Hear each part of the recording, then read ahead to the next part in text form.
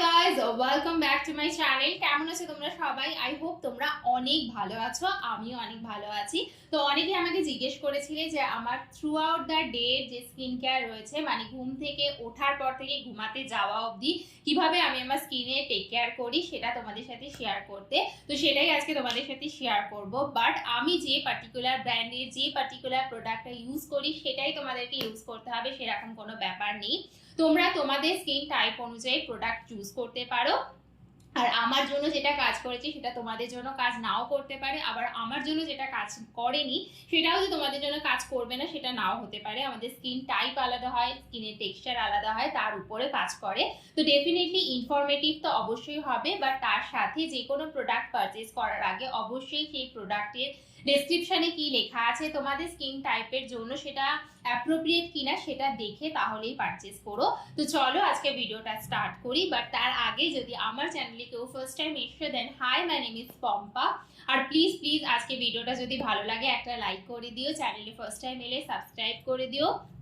আর যদি আমাকে ফেসবুকে দেখছো তাহলে অবশ্যই আমার পেজটাকে ফলো করে দিও আর একটু শেয়ার করো যাতে আমার এই চ্যানেলটা একটু গ্রো করে। তো চলো without any further delay let's get started. ফার্স্টেই আমি যখন ঘুম থেকে উঠি, মানে ঘুম থেকে উঠে ব্রাশ করার পর আমি কখনোই কিন্তু মুখে ফেস ওয়াশ বা কোনো রকমের সাবান ইউজ করি না।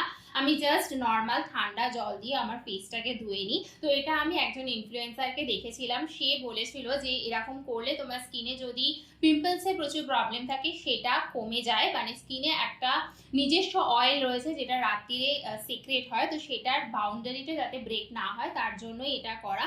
তো ঘুম থেকে উঠেই ফেস ওয়াশ করে নিও না, জাস্ট নর্মাল জল দিয়ে ফেসটাকে খুব ভালো করে ধুয়ে নাও।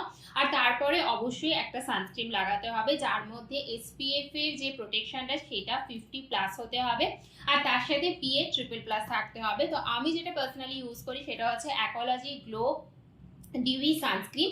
এর আগে যেটা ইউজ করতাম সেটা হচ্ছে ডার্মাকোর 1% হাইলোরনিক সানস্ক্রিন অ্যাকোয়া জেল। তো আমি বেসিক্যালি যেহেতু জেল ফর্মের সানস্ক্রিন ইউজ করতে বেশি পছন্দ করি, তো এই টাইপের সানস্ক্রিনই আমি ইউজ করি। আর অ্যাকোলজির এই যে রেঞ্জটা রয়েছে এর মধ্যে কিন্তু প্রত্যেকটা সানস্ক্রিন ডিউই বেস দেয়, তার সাথে কিন্তু গ্লো দেয় স্কিনের মধ্যে। আর সব থেকে ভালো কোনো রকমের হোয়াইট কাস্ট দেয় না। আমাকে রান্না করতে হয় বা যে কোনো ঘরের কাজ রয়েছে সেটা কমপ্লিট করে যখন আমি স্নান করতে যাই, স্নান করার পরে আমি কিন্তু একটা ফেস ওয়াশ করি। তো কারেন্টলি আমি যেটা ইউজ করছি সেটা হচ্ছে তোমার জাস্ট হাবসের এই ফেস ওয়াশটা। This is a foaming spot correcting face wash. যদি ফেস ওয়াশ খুঁজছো তাহলে অবশ্যই এই ফেস ওয়াশটা ট্রাই করতে পারো। এটা oily two combination to dry স্কিনের জন্য, মানে যে কোনো স্কিন টাইপে তোমার হোক না কেন তার জন্য খুবই ভালো।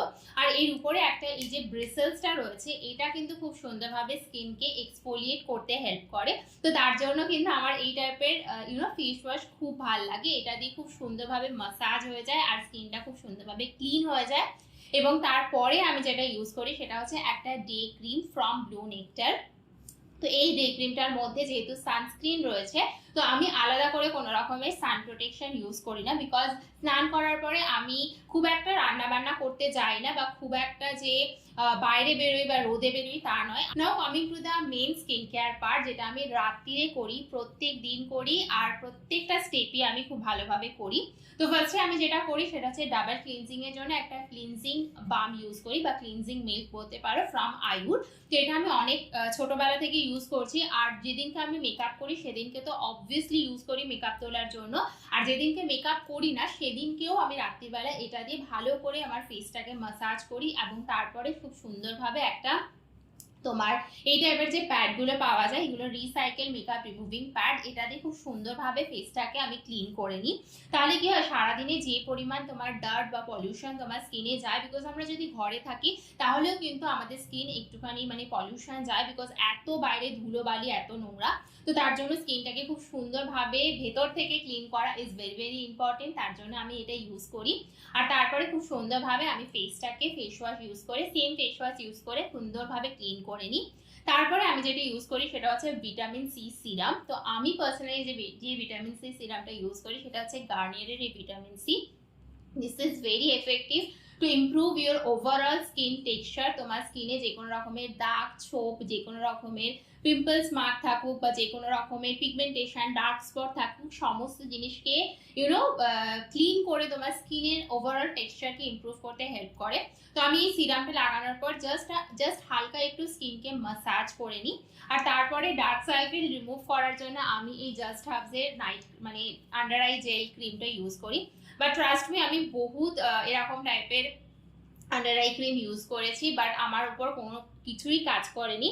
মানে খুব একটা যে ভিজিবল রেজাল্ট আমি দেখেছি সেটা নয়। তার কারণ হচ্ছে একটাই, যে আমাকে লাইফস্টাইল চেঞ্জ করতে হবে আর ফুড হ্যাবিট অবভিয়াসলি চেঞ্জ করতে হবে। ফুড হ্যাবিট তো আমি এখন চেঞ্জ করে নিয়েছি, বাট ওই যে লাইফস্টাইলটা আমার চেঞ্জ করা হয়নি।